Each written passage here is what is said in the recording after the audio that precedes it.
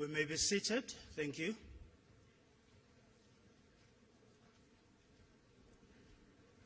Your Excellencies, heads of states and government from the BRICS member states, the honorable ministers present from BRICS member states, ladies and gentlemen of the media, welcome to this session, the session that will present the Johannesburg Declaration of the 15th BRICS Summit.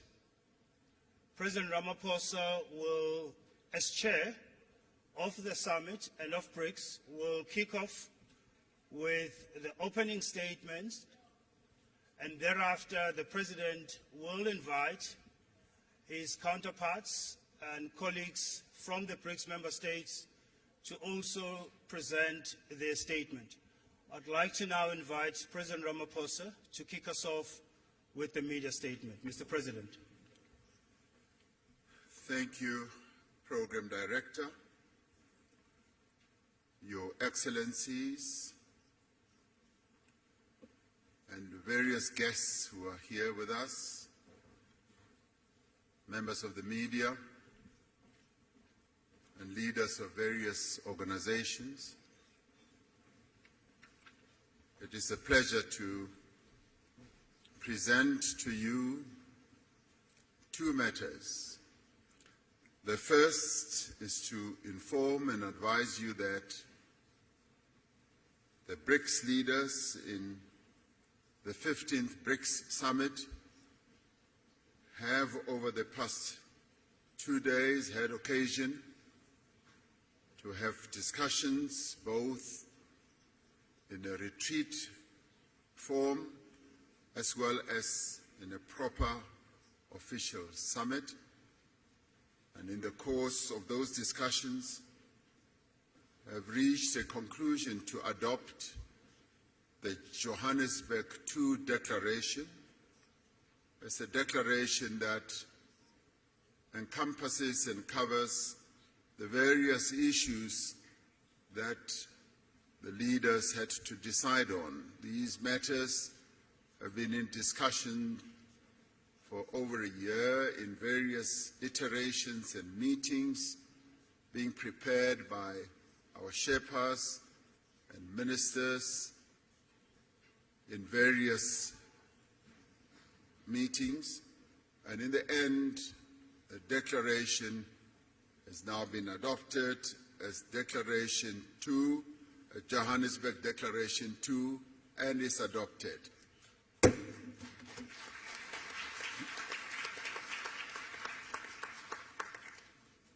And now we come to the media statement, which I will read out, and thereafter each one of the BRICS leaders will make a statement. We have successfully concluded the 15th BRICS Summit yesterday. It is the first BRICS Summit to be hosted in person since COVID-19 pandemic and the subsequent global travel restrictions. Leading up to the summit, there was a wide-ranging BRICS business forum attended by some 1,500 business people from BRICS countries as well as from other countries from around the globe. This business forum was aimed at attracting investment, promoting collaboration, and showcasing opportunities within South Africa, the African continent, and indeed BRICS countries as well. We had an opportunity to receive a report from the President of the New Development Bank, Dilma Rousseff, on the vision and the role of the bank and the role that it intends to play to support infrastructure and sustainable development in Africa and in the Global South. We celebrated the 10th anniversary of the establishment of the BRICS Business Council and welcome their report and the subsequent recommendations that they made to the leaders.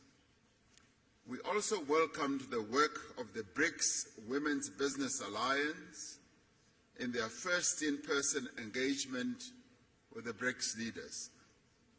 We particularly welcomed the participation of youth representatives in the summit.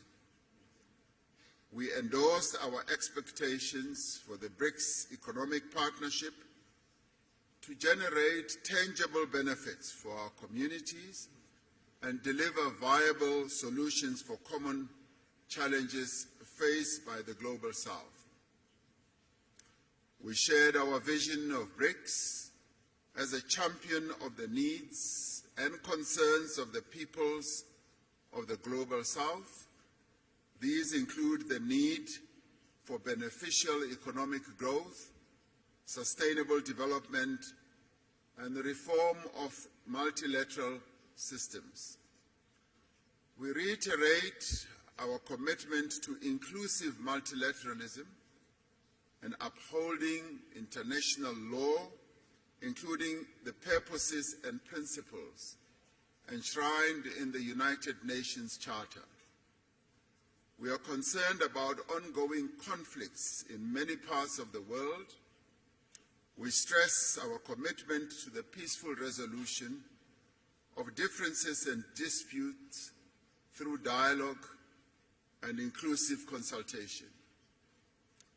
The summit noted that an unbalanced recovery from the hardships of COVID-19 pandemic is exacerbating inequality across the world. We encourage multilateral financial institutions and international organizations to play a constructive role in building global consensus on economic policies. We have noted that there is global momentum for the use of local currencies, alternative financial arrangements, and alternative payment systems.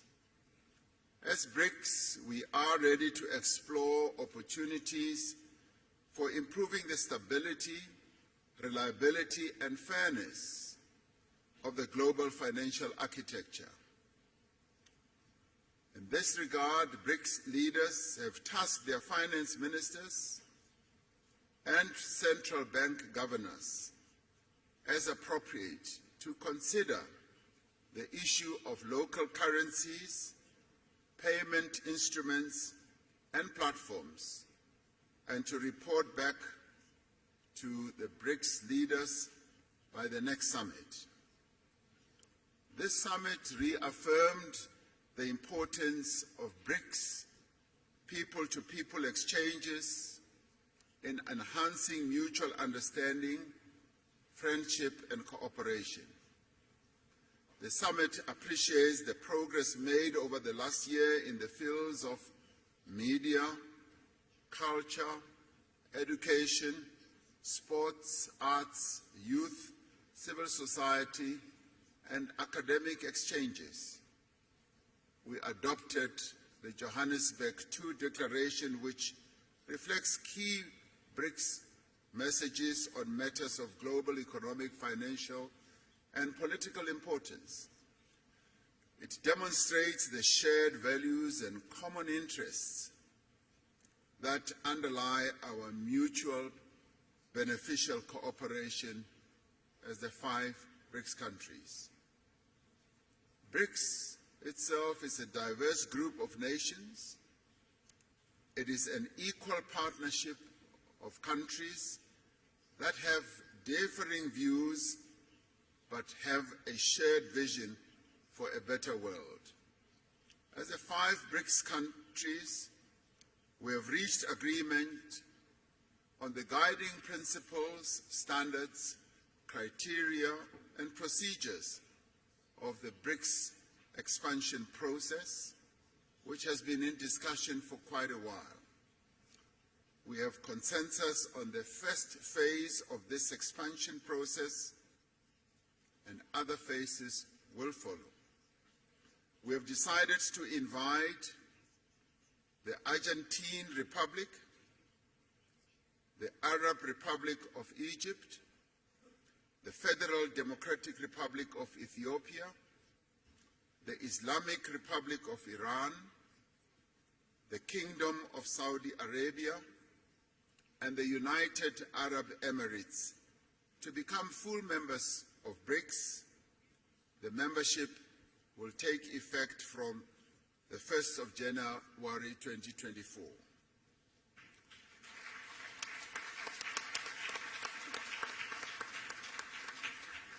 We value the interests of other countries in building a partnership with BRICS.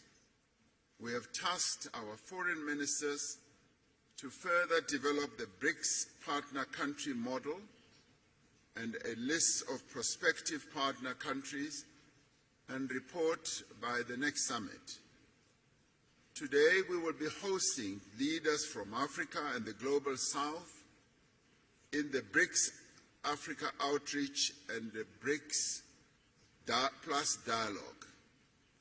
This is so that we can have an inclusive dialogue on key issues affecting developing economies and identify actions that we can take together towards a more equitable, inclusive, and representative world. May I conclude by thanking the leaders of Brazil, Russia, India, and China, together with their delegations, for participating in this most successful 15th BRICS Summit held in Johannesburg, South Africa. Through this summit, BRICS has embarked on a new chapter in its efforts to build a world that is fair, a world that is just, a world that is also inclusive and prosperous. I thank you. I'm now going to ask President Lula da Silva, President of Brazil, to be the first to speak, and thereafter I'll ask the others to follow. Thank you very much.